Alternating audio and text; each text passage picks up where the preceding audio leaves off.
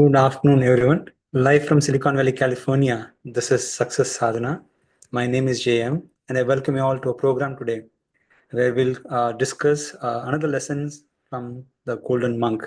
Today's topic is You're Rich Already, Living the Entitled Life.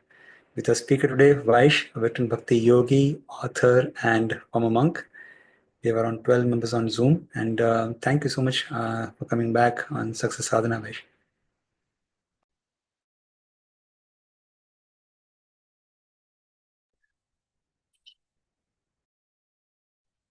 I'm unmuted now. Thank you very much for having me back. It's a pleasure to be here. Great to see everybody. Thank you, JM. And Success Sadhana is a reminder to me, starting doing this for my own edification, that whatever we're doing, we're practicing. It's amazing how adaptive we are. The brain is adaptive. In fact, it regenerates itself constantly.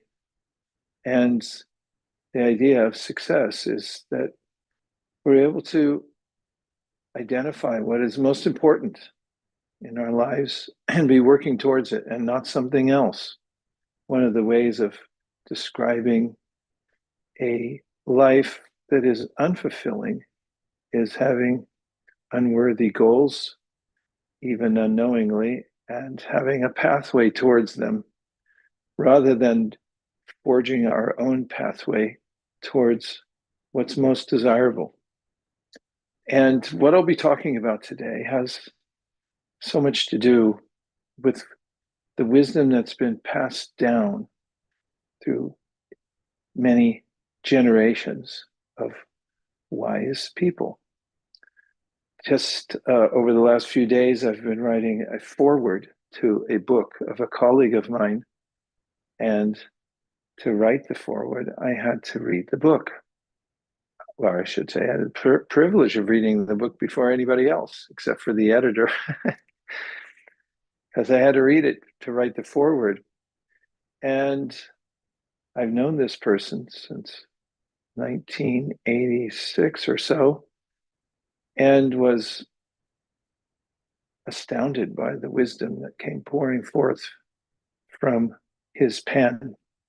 And I was thinking, because I know the person, he's been a very diligent practitioner of many high-minded systems in yoga, like bhakti yoga, and to see the kind of knowledge that he's gained over time that is at his fingertips, that he was offering through this book, reminded me of how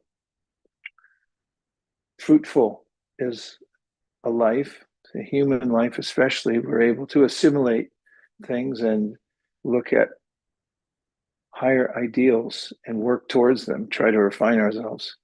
How fruitful of a life it can be, and how one can leave a legacy of one's lessons learned. And that's one of the themes of Success Sadhana, is to be aligned in your highest purpose. Sadhana has several forms. It's a word that comes from Sanskrit.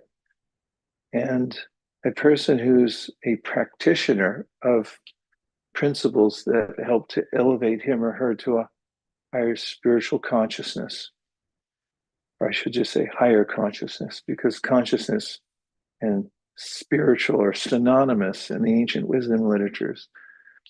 Consciousness is something above the mundane, above the material platform of life.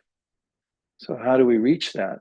Is there a pathway? And the ancient wisdom literature say absolutely yes. In fact, human apparatus, as I like to call it, is especially designed for learning lessons and for improvement of consciousness, especially because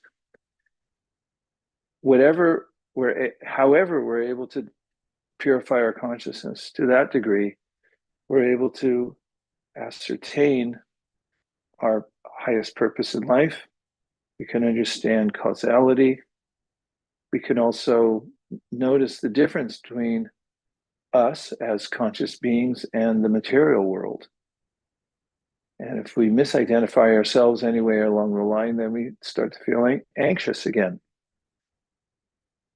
And the ancient wisdom literatures, like the Bhagavad Gita, say that you should educate yourself to start with.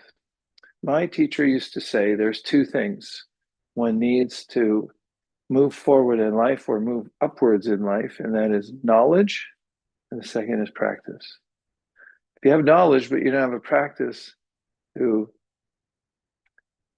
make it a part of your life, then you're left wanting because you have a philosophical idea of what you could be, but it's really hard to get there just thinking about it. You have to have a way to develop habits that turn into character, your own character. And so the story that goes behind the title of today's class, which our curators have expertly rendered it, you are already rich. You're already rich. And this relates to a story, which you don't have to put up yet, JM, if you're thinking about it. A story that we end with today, which is from a book called The Teachings of Lord Chaitanya, who was a monk. Lord Chaitanya was a monk, and he taught the tenets of bhakti yoga. It's a practice for elevating your consciousness to the highest level, even as you live and work in the world.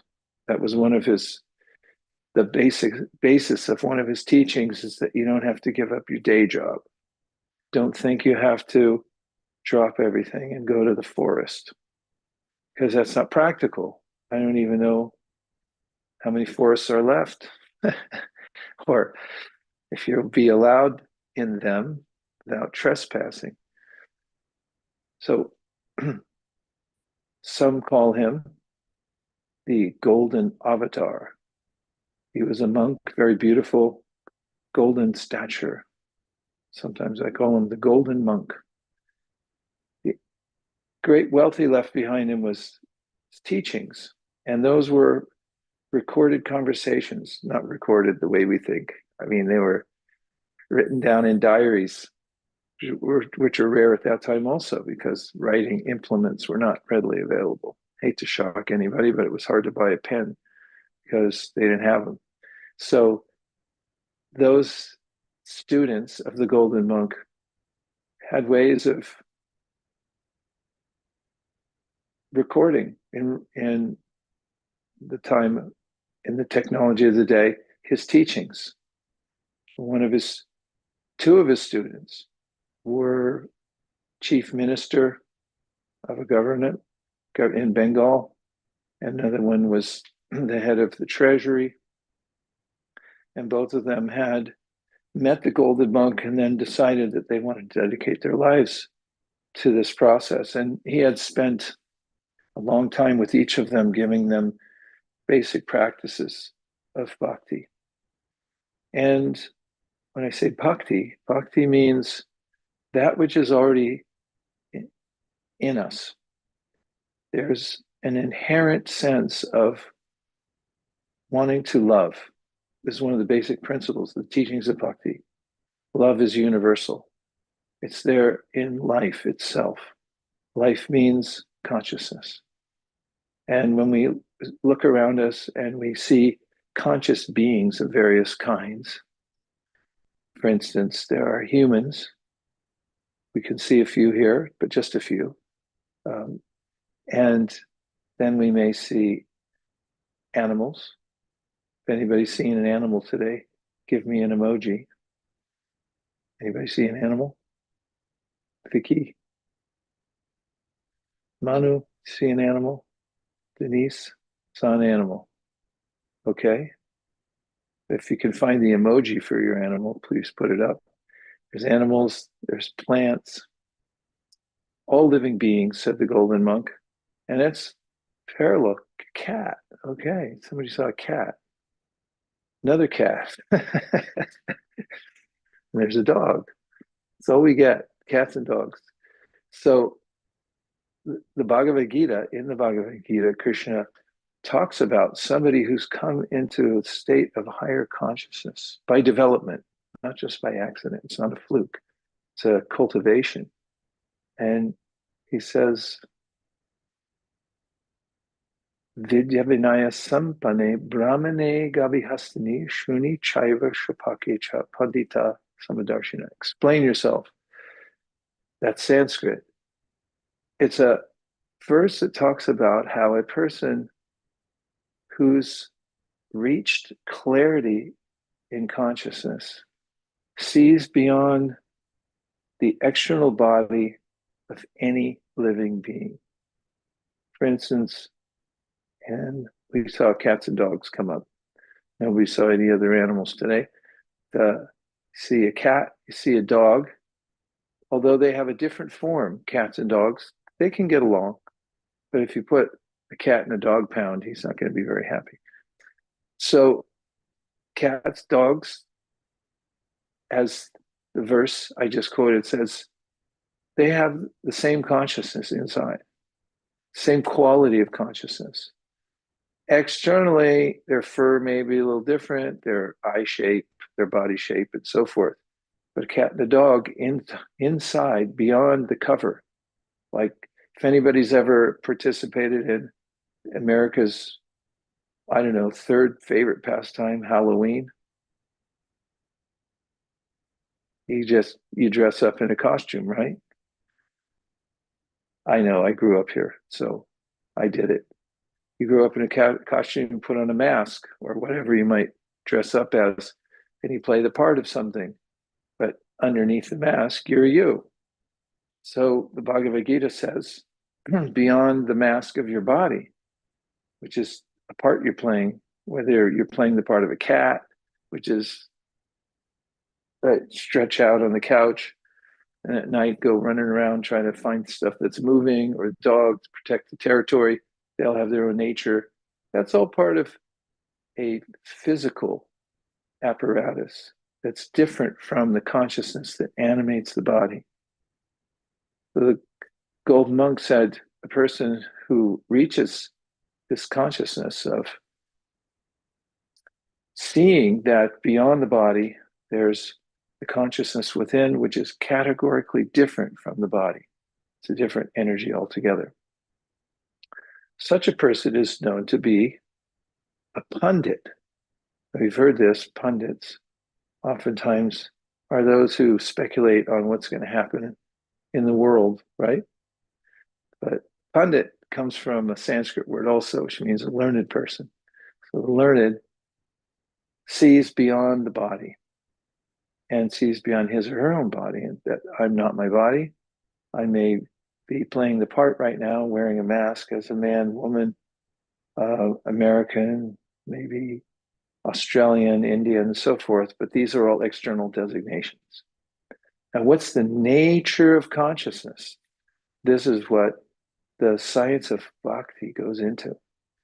As let's analyze it, said the golden monk, as he taught his students. And he said, the main characteristic is the propensity to love. And we can see it in any species of life. It's the same consciousness within each body, and each one of the species wants to love. And where have you seen the love of a cat? Anybody? I gave you an easy one. What animal did you see? And now I'm asking a harder question. It's going to get increasingly more difficult as the day goes on. Where have you seen a cat expressing love? Not exactly, but oh, sorry, Kay, I'm taking your service away. Go ahead. Yeah, Manu says not exactly, but close to squirrel emoji. Okay. Kisses to a kitten. Oh, cats are mad about kittens. They love them, right? So you could just see that when a mother cat has a kitten or litter with kittens, she becomes extremely concerned for their welfare. Is Is that an accurate description, Vicky, would you say? What I saw today. Yes? Yeah. Okay. You saw a kitten today? I saw a mother cat and a kitten. Oh, that's a bonanza. So, what was the mother cat's relationship to the kitten, would you say? Extreme affection and protectiveness, and the kitten was just in complete safety, and enjoying themselves. Thank you. Thank you for that description. I think it'll hold up in court when we try to present this idea of the universality of love. That's the loving propensity that's within everybody's heart. That is the nature of consciousness, to want to love. And if you go around and you analyze, okay, Zoom is asking me to confirm my speaking language. I think that people at Zoom have consulted and said I'm using too many foreign words. Now they're questioning my language. Okay, it's English with Sanskrit mixed in. So if you analyze any species of life, you'll find the same propensity, said the golden monk. And if we come down to what's most satisfying to all living beings, all you have to do is go back to the Beatles, right? Because they said, and who's the first one who put it in the chat box? They said, da da da da da da da da He said, da. all you Come need is love. on, all you need is love. Thanks, Vicky. Vicky's really on top of the game today, scoring huge points. All you need is love. And if you go into the area of aesthetics, you'll find that people are trending towards understanding the relationship that people have between one another, many different relationships, and the pinnacle expressed through literature, in drama, in art, and so forth, is to come to a loving relationship. This was one of the points the Golden Monk made, and one that one might observe for oneself, in oneself and in others. And all species have this.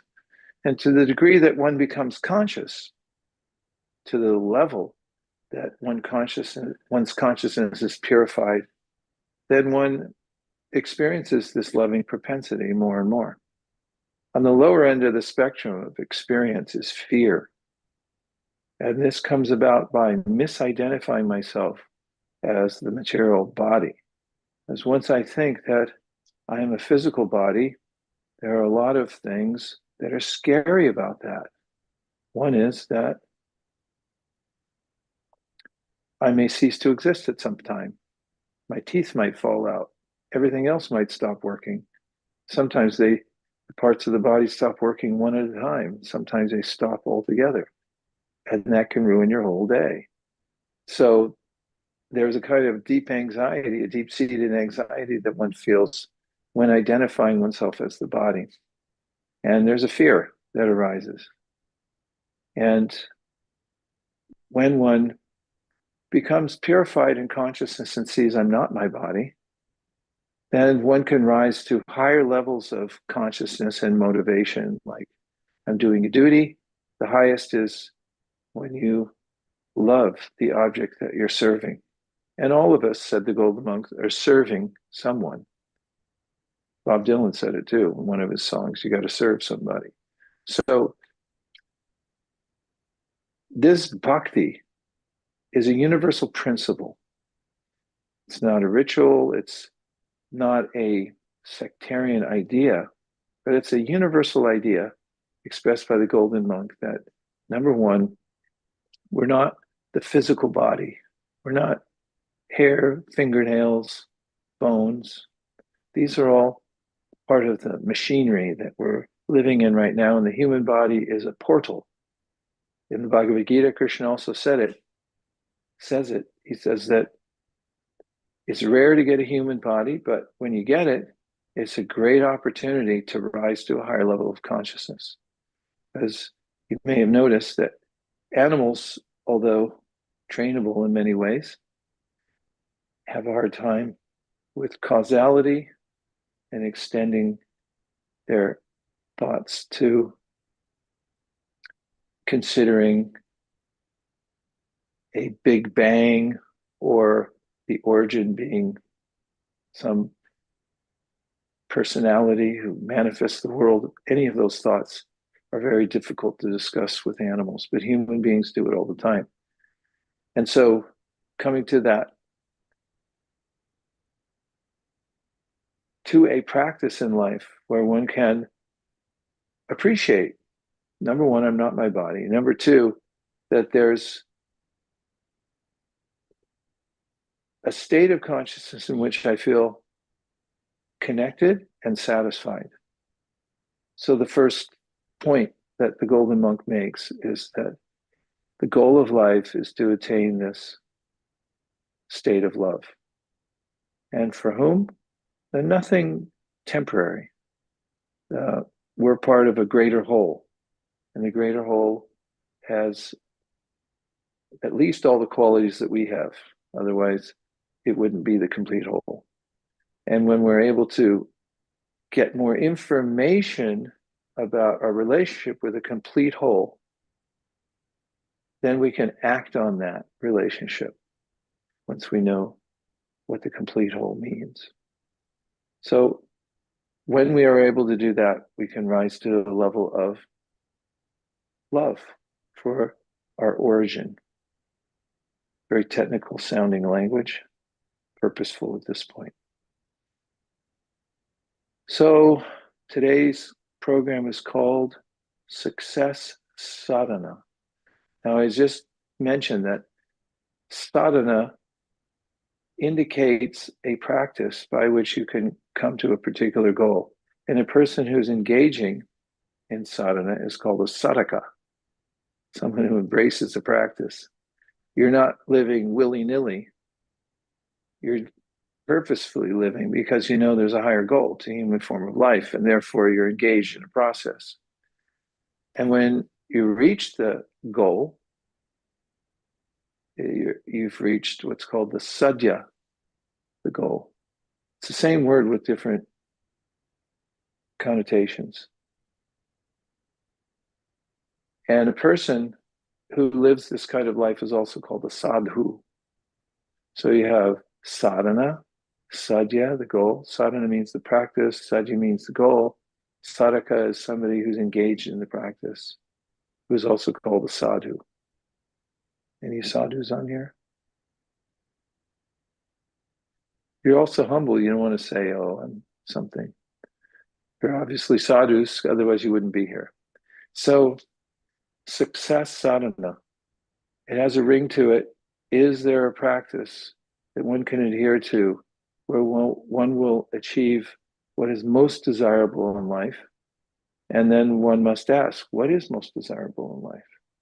And all that is in the realm of the teachings of the Golden Monk. So now, shall we sally forth to the slide deck? And I'll show you the first slide beyond the introduction, which promised you're already rich. And everyone's saying, where's that part? No, you're not. Yeah, but you already are. So you can be happy. These are three stages that apply, said the Golden Monk, to any discipline. Sambandha on the far left, sambandha means understanding the goal, your relationship to it. And it has a lot to do with understanding the world we live in, the body we live in, and why we're born in the first place. Those, according to the Golden Monk, are valid questions. Someone would say, don't ask those things because you can't know the answer. But just the opposite is stated in the wisdom literatures, which say, atato brahma jignasa. Now that you have this human apparatus, ask the really big questions. Don't ask, you have to ask a few questions like how long is the supermarket open? And how old are you? How tall are you? Can you go on this ride? You're too short, whatever it may be. These are all questions people ask. But what's the really big question that someone might be hesitant to ask, thinking, well, if I ask this, there might not be an answer. Well, one of them might be, what am I doing here in the first place? What do you think? How did I get here? Or why do I have to die? That's a big question. So sambandha means getting to know where we landed. If you landed in a hospital somewhere, I mean you were born, right? If you weren't born, raise your hand. Okay, we're just checking to see if there are any AI robots on here today. But everyone's was born somewhere. Think back to the time we were born. Where was that? Hospital, at home, on your way to the hospital, could have been any of those things. And trace it back. Where were you before that? Where were you before you were born? That's a sambandha question. Say, like, where was I before I was born? Like, well, I went through school here in California and all the way through 6th grade. Nobody ever talked about that. Like, where were you before you came into this life? Wasn't a topic because there was no sense of sambandha gyan. It was more aimed towards vocational adjustment to the world, where you got to get a job and work. My contention, I must say, was by the time I got to high school was, well, what's the use of that if I don't know where I came from? That was a burning question. And sambandha means to ask that question, figure that part out of why you're here in the first place. Is there a goal to life that's higher than just satisfying the basic necessities of life, or even extraordinary wealth, which everybody knows by now gets old.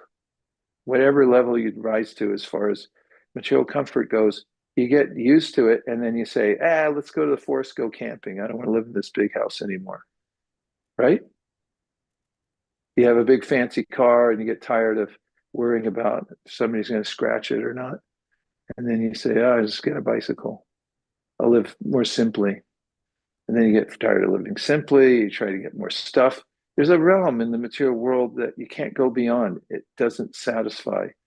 You just keep chasing it. So sambandha means to ask the question, why? Why is it that there's a hedonic treadmill? No matter how much I get, I always need more. No matter how euphoric I feel when I take a substance, then I can't get the same thing back. Where do I get that euphoria? That's a sambandha question. Where does it come from? And then, of course, death. What happens at death?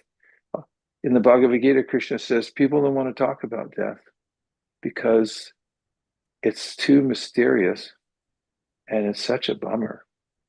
It's seemingly like, wow, what happens when you die? All your stuff you have to leave behind. Talk about going on vacation. You have to leave. Don't you hate going on vacation? You got to decide what to take with you, right? Should I take these shoes, those shoes? It's such a strain to figure out how to get out of your comfort zone and go somewhere else. That's vacation. You're going to vacate your house. And like, yeah, but what if I don't bring what I need and so forth? Try doing that when you're leaving your body. And it's like, hey, you don't get to take anything. What about all my stuff? It's not your stuff. So, wow, look at Zila. Zyla gave something in there. Let's hear JM. Zara, She says, yeah. this discussion brings Baloo from the Jungle Book to mind, the bare necessities. Well, Zyla, I'm going to go watch the Jungle Book as soon as I get off here because I haven't seen it yet. You don't remember that song? I never heard it. Wow. Okay. Let's hear it. Go ahead. I'm not going to sing it for you, sorry, but he's like just focusing on the simple things and the, what you need comes to you. basically. I like that. Yeah, there's a lot of truth told through dramas and especially kids shows and so forth. I remember a movie, Zyla, did you ever see The Gods Must Be Crazy? I'm dating myself. I think that was I've from heard of it, but I don't think I've seen it. Yeah, it was about a indigenous tribe that wasn't used to any technology, and an airplane flew over, and somebody threw an empty Coca-Cola bottle, and they found it, and they thought it was something from the gods because they'd never seen anything like it before, and it leads to a drama which um, gives a message about how little we actually need in life and how we've put a high value on so-called inventions, which actually don't help us that much in our life. Jason said, great movie. Which one are you talking about? Jungle Book or The Gods Must Be Crazy?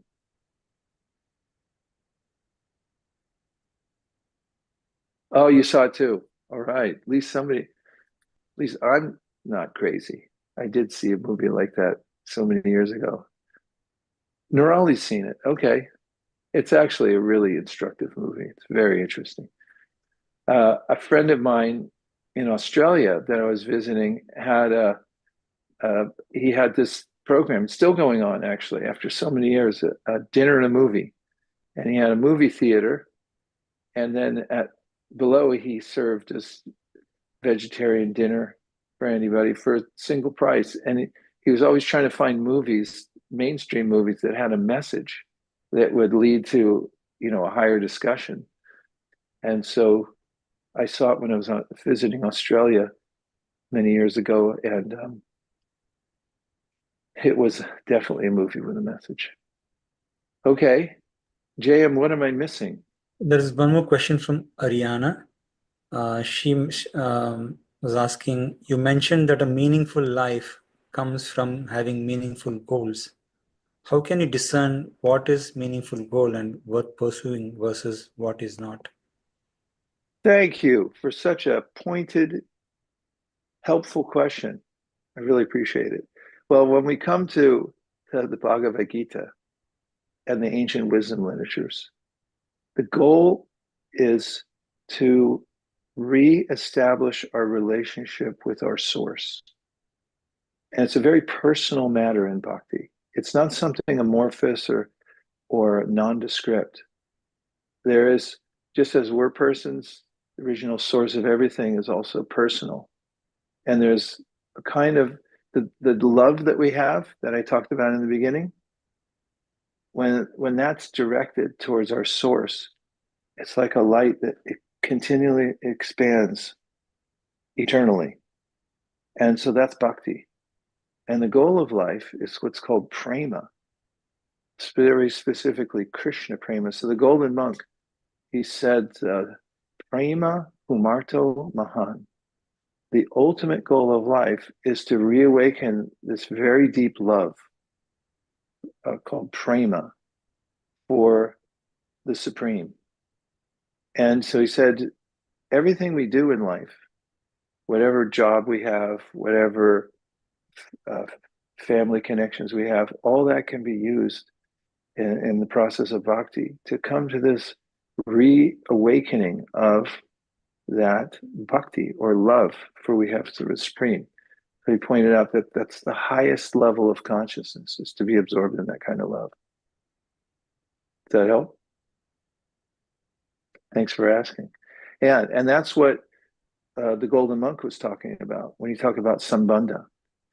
First, know that you have a relationship with that source. And also, it helps, he said, and this is also in Bhagavad Gita. I mean, they're parallel teachings because he was teaching from the Bhagavad Gita and other books like Srimad Bhagavatam was the Golden Monk. And he said, also understand and wait for this because it's an important phrase and I'm choosing it carefully. Understand also your non-relationship with the temporary material world. Non-relationship.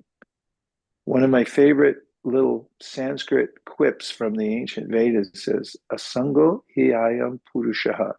So Purusha means a person. It's talking to you, Ariana. So it's saying, listen, you don't have any relationship with the material world. It's not, it's like one of those signs that there's nothing to see here. Move on. This material world can't satisfy us. We don't have a meaningful relationship with the material world. That can be a relief, understanding that. That's part of Sambandha, because it seems like a good idea, but we can never quite hold it. It keeps slipping out of our fingers because the material world is temporary. And in the Bhagavad Gita, Krishna gives this philosophical point that sounds so simple, but if you embrace it, it changes the way you look at everything. He says that anything that has a beginning and an end is something to avoid getting attached to. I mean, think about that. That's Sambandha Gyan. That's the kind of thinking that the Golden Monk said you should absorb yourself in. Anything that has a beginning and an end, it causes distress. So then someone might say, well, what doesn't have a beginning and an end? That's like a riddle or something. Well, first of all, in the Bhagavad Gita, it says you don't have a beginning and an end.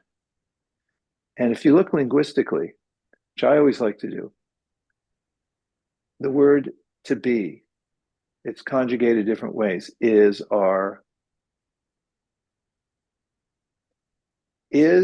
means that which remains. It traces back to that which remains.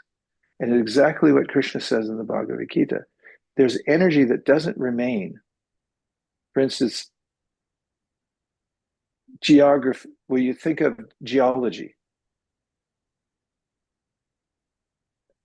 everything is morphing constantly. Land mass is changing, it's shifting. There's oceans in place and then they're gone. And then there's remnants of the ocean having been there, but the earth itself is constantly in flux. The whole universe is in flux. It's always moving. It's jagat, means it's on the move constantly. Our body is constantly changing and moving. It's never the same. But there is a constant within the body that's noticing the changes.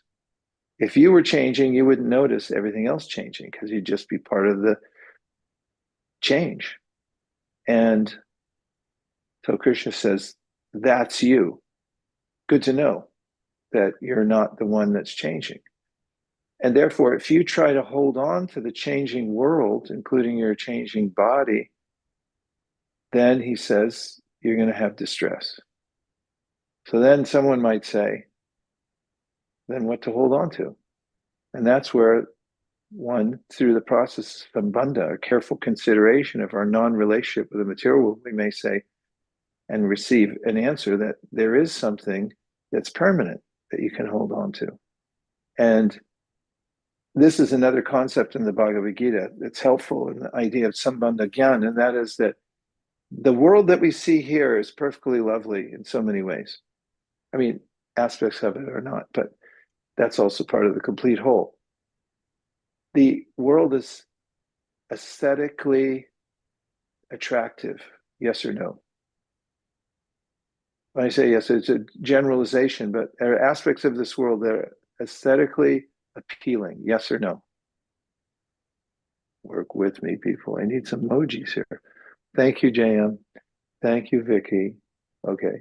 So where does that attractive feature of this world come from? Bhagavad Gita gives an answer. This world is a reflection of reality. It's not reality because it's always changing. Reality is beautiful and reality doesn't change. It just keeps getting better. To my mind, it seems like, yeah, right, sure.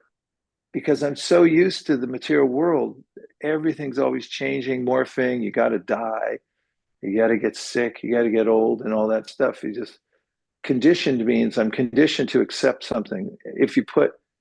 I saw this experiment, you put fleas in a jar. I know, sorry for the imagery, but if you put fleas in a jar and they hop, you've seen fleas hop. If you put a top on the jar, they'll hop to the limit that they can hop to. But when you take the cover off And they could hop out. They won't hop any higher than the cover. They just keep going that high because they get conditioned to it. So the golden monk said, we get conditioned to the idea that this material world and all its anomalies are just natural.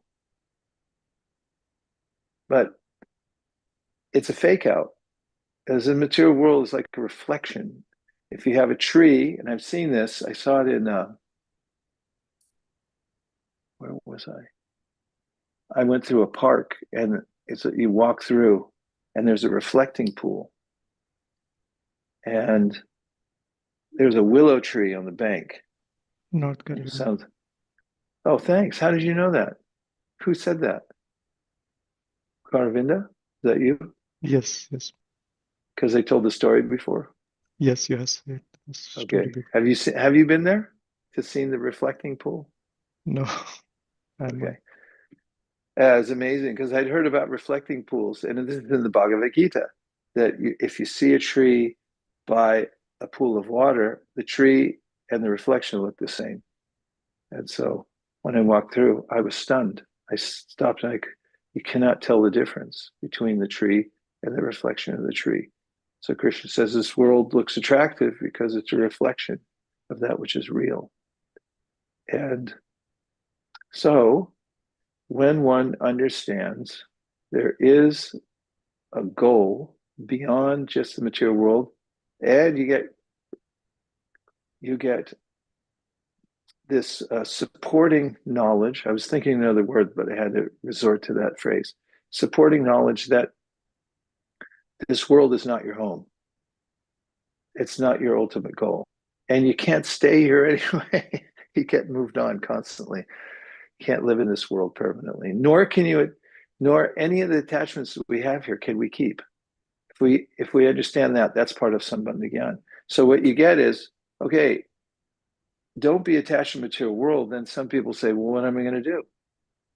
What else is there? You got to be attached to something. That's the bhakti aspect, because we have this love. Love means attachment to something that's extremely engrossing and pleasing.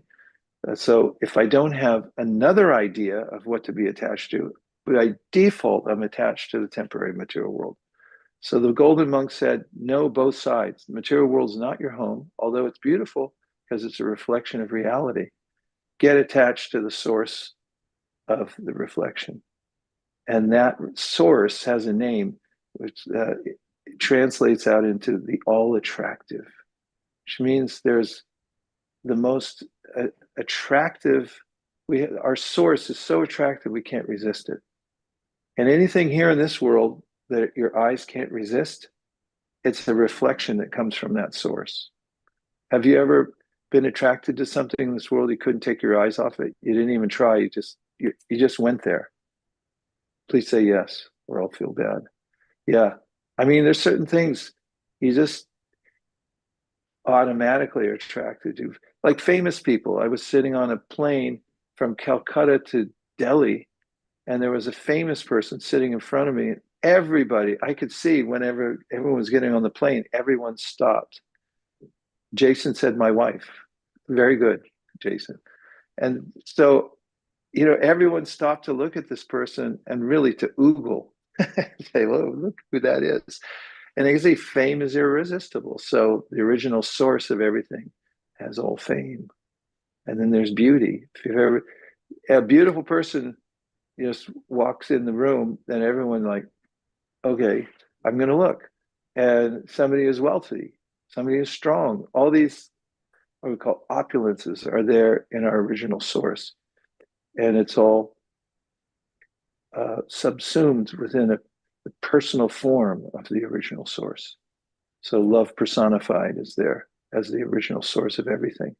And bhakti means to put our attention in that direction. And you can do it, you can start the process by sambandha. Let's look at the slide again. Sambandha. What's our relationship to what's beyond the temporary world? And what's my non-relationship with this world? Okay. Dare I ask for reflections? Will I be disappointed? Will I be unrequited? if I ask for reflections or any questions you might have? Must I cajole? Ask a question or give a reflection. You could put it in the chat box. Or you can just boldly speak out and express yourself. It's a free Zoom room. It's a I little hear somebody. easier to talk than to type on my phone. When you were speaking about, wow, look at the fireworks. When you were speaking about not attaching yourself to things that have a beginning and end, it made me think about how monks are, they live like a life alone, right? Even if there's an adjacent monk or something, they don't have a family. And so maybe it's related to that idea. Mm-hmm. Yeah, monkhood. That's a good topic. I mean, what is the purpose of monkhood? Now, there are different systems. There are various kinds of monks.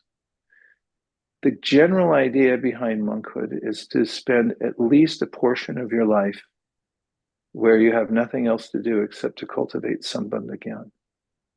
And in the ancient Vedic system, there's this scheme to life where you would start in the earlier part of your life to have that experience of being exclusively dedicated to getting this kind of knowledge and also to doing selfless service.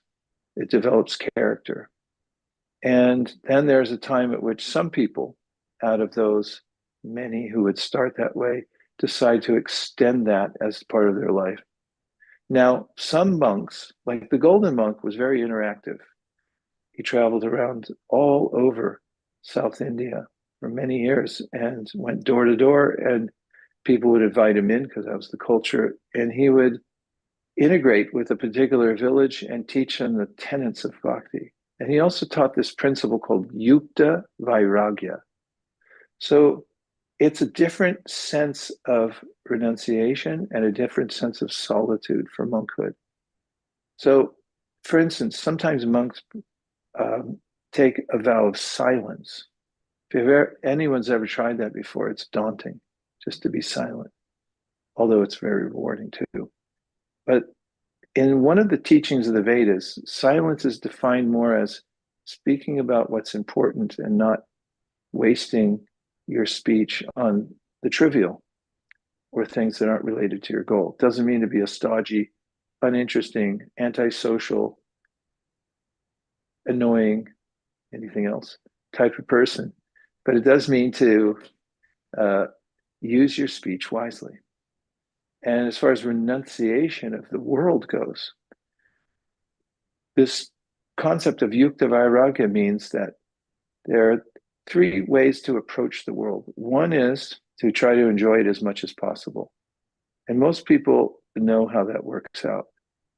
So I won't go into it in detail. Another one is to renounce the world after feeling frustration. For instance, Jim Carrey said, "Oh God, I got everything now. I wish everyone else would become rich so they see that there's nothing in it for you, ultimately." Then somebody might say, "Well, let me just give up everything and give up all people and give up all relationships because they don't last." And so there's these two sides. The Golden Monk said, this is called boga. This is boga over here, enjoying the world, and tyaga, which means I'll give up the world. So he said, generally people bounce between these two, boga tyaga, like a tennis match or a pendulum swinging. But there's one in the middle, and that's called yukta vairagya. It means to use everything in service.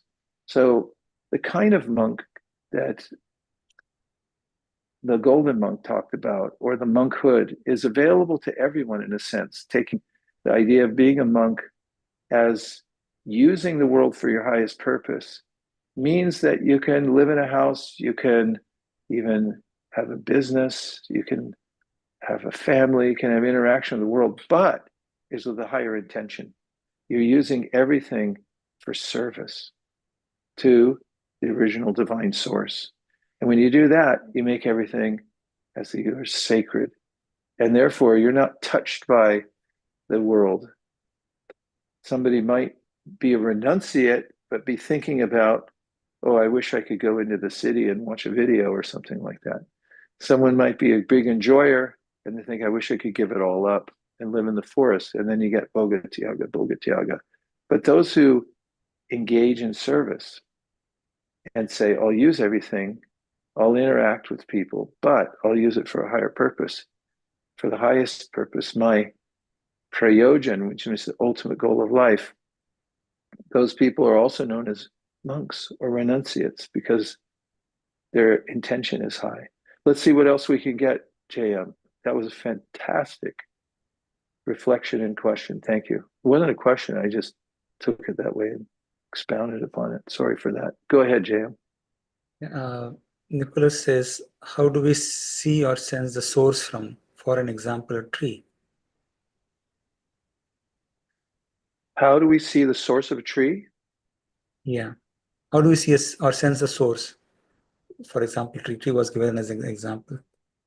Oh, how do we see or sense the source from, for example, a tree? Well, one of the common mentions in that regard, let me start over. I'll try to speak English. Commonly mentioned in this regard is the seed and the tree. It comes up a lot that this is, first of all, miraculous. I was just in a redwood forest a couple days ago. When was it? Wednesday I was there. Today's Friday. So I was in Muir Woods and looking with a friend of mine. We were looking at the trees, and you have to strain your neck to see upwards. They're so tall. Then we were looking at a seed of one of the redwood trees that's there, and it's minuscule. How does it all start? It starts from a seed. How much information is that seed? Enough to grow a huge tree. And all you have to add is light and water and a little air, some earth, and you've got a tree. And this is given as a metaphor for the whole universe. The universe comes in seed form, then it expands into all the forms that we see now. And all is needed is a little attention from the glance of the original source. And then everything else opens from a seed. So in this way, there are many of the world's phenomena that are mentioned in the ancient wisdom literatures, not the least of which is the Bhagavad Gita, which talk about how to see everything in the world as part of the source. And therefore, you're never separated from the source because you can always meditate on that source. What a great question. What else did we win, JM, in the form of excellent questions and reflections? So Elika says, energy is never created or destroyed. It just changes shape. Oh, yeah, that's so true. Vyakta and avyakta, these are something that are taught in the Bhagavad Gita, two phrases, either manifest or unmanifest. Sometimes the material world's manifest, sometimes it's not manifest. But consciousness is always the same. It doesn't diminish. You can't cut it, you can't dry it, you can't diminish it. Nothing, you can't take away from that consciousness. It's irreducible. Fantastic. JM, we're on a roll here. Yeah, Manish says, 2 lessons I learned today. I am not this body. State of consciousness, we feel happy and satisfied for the greater whole. Yeah, and the state of our consciousness, that's an important phrase. It's that's the main focus of success sadhana. Discern what is the state of your consciousness. Can you elevate your state of consciousness? Yes or no? Well, Bhagavad Gita and all the wisdom literature says, yes, absolutely yes. That's the whole purpose of your life, is to elevate your state of consciousness. Is there a practice to do that? Yes, there is. You can practice. Can you practice? Yes, you're human. Humans can practice. You can decide what to do, and you need 2 things. The pop quiz, I said at the beginning, who knows what the 2 things are? Number 1. Knowledge. Number 2. Number 1, knowledge. Number 2, Practice. yay! 50 points to everybody. Thank you, Vicky. for topping the charts today, the knowledge and practice, we can do that. So we can elevate ourselves by that system. Okay, JM, what else? Radhakapa says, perfect goal is to re-establish our relationship with the original source. Yep. And Manu Perfect. says, sorry. Go ahead. And Manu says, this point really resonated, that how fear is because of our misidentification of oneself as body, and we can uplift our consciousness to rise above that. Yeah, we're not our bodies, and it's a mistake. And once we make that mistake, sometimes compared to, let's say that it's dusk and you're walking out into your backyard because you got to pick up a package from Amazon. They left it back gate. So you walk out and it's starting to get dark. You step on something, feels round, and it's coiled up, and you jump because you think, oh, snake. And then when your hackles come down and the hairs on your body subside because you're at a distance, and you look and you find out, no, it was my garden hose. Then immediately, well, you look around to see if anybody was filming you. It's going to be on YouTube in 5 seconds. But then you think, okay, I embarrassed myself, but I'm not scared anymore. So the Golden Monk said, our fear comes from misidentification with something that we're not. That's called Maya, that which is not. We're not a physical being, but we're a spiritual being in a physical body, consciousness within a body.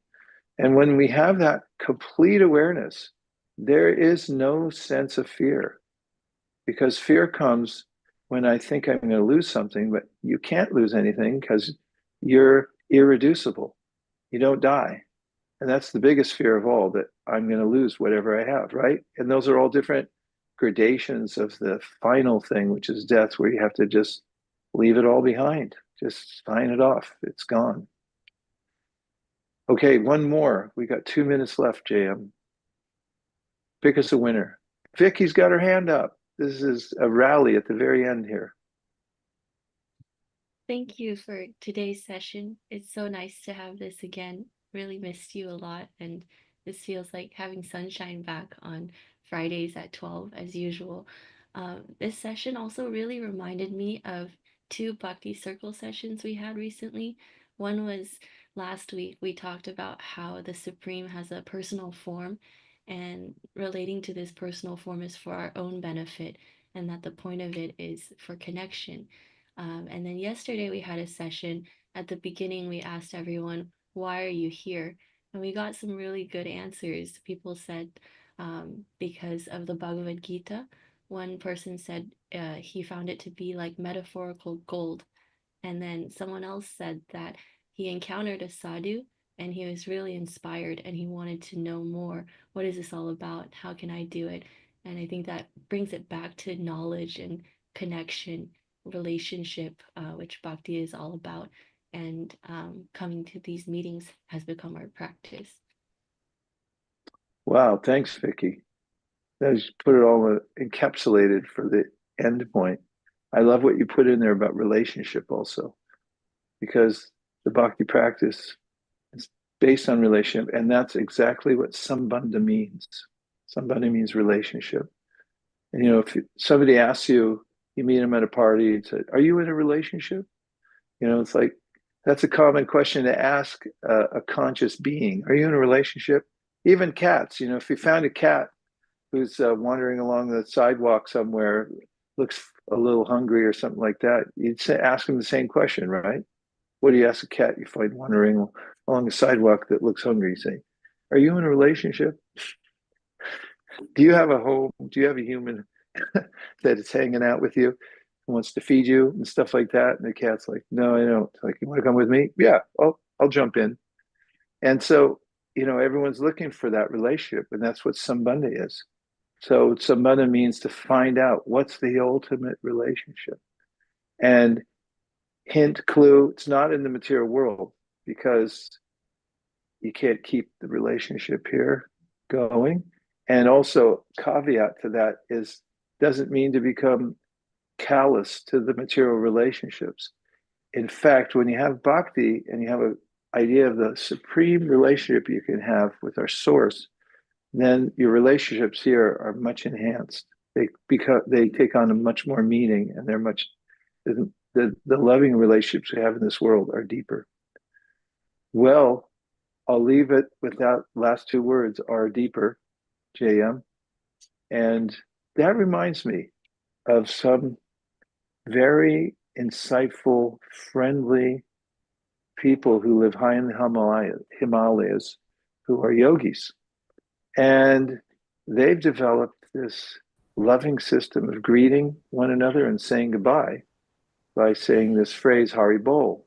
Hari means the supreme source of everything, removes all obstacles. And Bol means, yeah, keep saying it, keep practicing it. And so they put their hands up in the air and they say the phrase to one another just to encourage their colleagues. What do you think? Shall we try it before we go or what? I'm doing it. Hari Bol. Haribol. Hey, Hari Bol. Thanks, everybody. Look forward to seeing you again soon.